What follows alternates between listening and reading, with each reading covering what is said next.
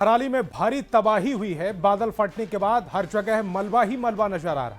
News 18 संवाददाता सुनील नव प्रभात ने भड़बाड़ी से थराली जाने वाली सड़क का जायजा लिया।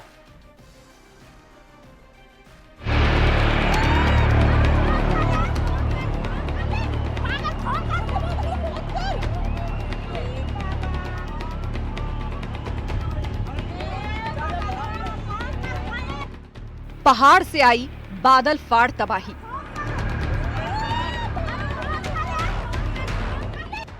चीखे, भागे, घबराए, बच नहीं पाए।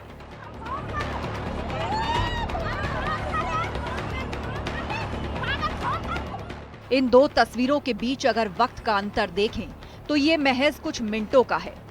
उत्तरकाशी के धराली गांव के ऊपर तेज बारिश के बीच बादल फटा और अपने साथ सब कुछ बहा ले गया। एक खूबसूरत गांव कुछ ही लम्हों में चीख पुकार में घिर गया और फिर सैलाब के पीछे रह गई मनहूसियत से भरी चुप्पी।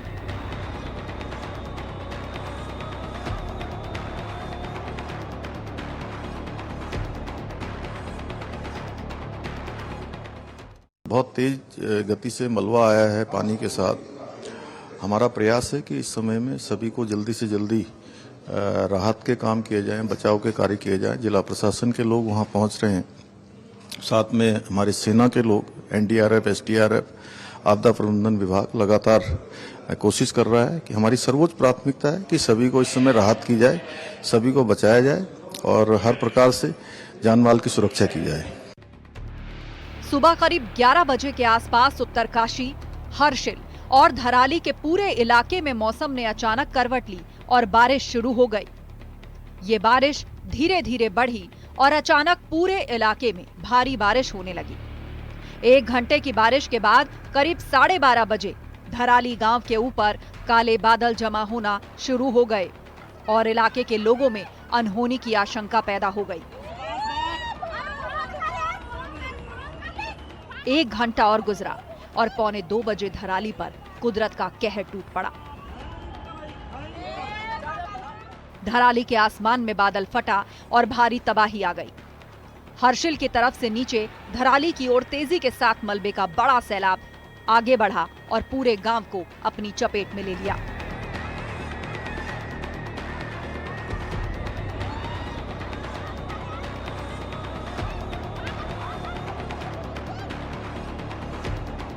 जो इनिशियल रिपोर्ट्स है उसके मुताबिक तकरीबन 40 से 50 घर जो है वो बाधित हुए हैं, बह गए हैं उसमें, और 50 से ज़्यादा लोगों को ये मिसिंग बताए जा रहे हैं, कुछ डेड बताए जा रहे हैं। तो अभी पूरा जो ये अभी आकलन किया जा रहा है और हमारी जो एक टीम है उसमें 35 मेंबर्स होते हैं और पूरी तरह से वो सभी सामान के सामग्री के साथ लैस हैं। और ये जो ऑपरेशन होगा बेसिकली ये जब क्लाउड बर्स्ट हुआ है उसके बाद जो फ्लैश फ्लड हुआ है उसमें मलबे में दबे होने के लोगों की संभावना होगी, तो उस नज़रिए से टीमों की तैनाती की गई है। 2:15 बजे के आसपास धराली का आधे से ज्यादा हिस्सा मलबे की चपेट में आ चुका था। दर्जन भर से ज्यादा मकान, होटल और होम स्टे मलबे में दब गए या बुरी तरह से क्षतिग्रस्त हो गए। और इस बीच कई लोगों के मलबे में दब जाने की खबर सामने आई और हर तरफ चीख पुकार मच गई। काफ़ी पानी एक साथ आया है, एकदम से आया है, और चूंकि वहाँ पे गेस्ट हाउस है और छोटे रेस्टोरेंट भी है और होटल्स भी हैं, तो उसी के मद्देनज़र हमने अपना आर्मी का टीम हर्षिल की है, उनको मैंने रिक्वेस्ट करके तुरंत भिजवा दिया था। और उनका भी एक अभी मेरे फ़ोन पे अभी नेटवर्क पे मेरे कनेक्टिविटी थोड़ा वीक हो रहा है, वहाँ पे कनेक्ट नहीं हो पा रहा है, लेकिन कुछ एक लॉसेस की सूचना है। तो 4 लोगों का उन्होंने मुझे बताया था कि लॉस का आया है और प्रॉपर्टी का लॉसेस भी है।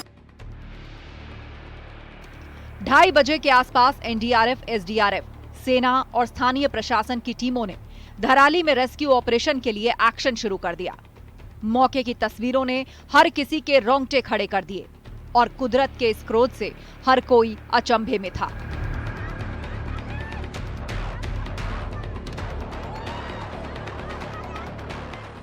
धराली में रेस्क्यू ऑपरेशन तेजी के साथ शुरू किया गया। सीएम धामी ने पल पल की अपडेट लेनी शुरू की और मिशन शुरू हुआ मलबे वाली मौत के पंजे से जिंदगियों को खींचकर बाहर निकालने का। रेस्क्यू टीमों ने कई लोगों को मलबे से बाहर निकाला, लेकिन धराली की भयावह तस्वीरों में पूरा गांव मलबे की चादर के नीचे दफन दिखाई दे रहा है।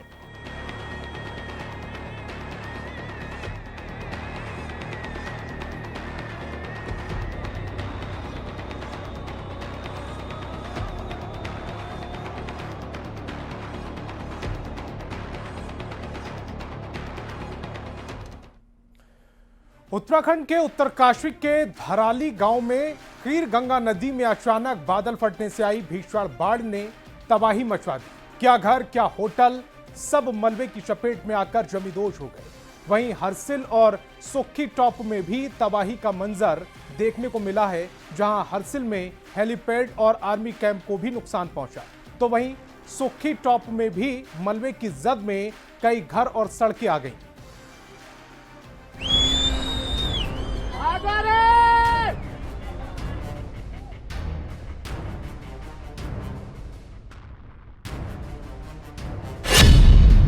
उत्तरकाशी में तबाही, युद्ध स्तर पर रेस्क्यू ऑपरेशन।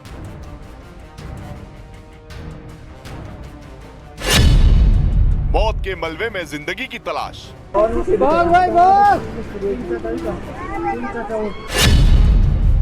बचाव अभियान में जुटी एनडीआरएफ, एसडीआरएफ और आर्मी।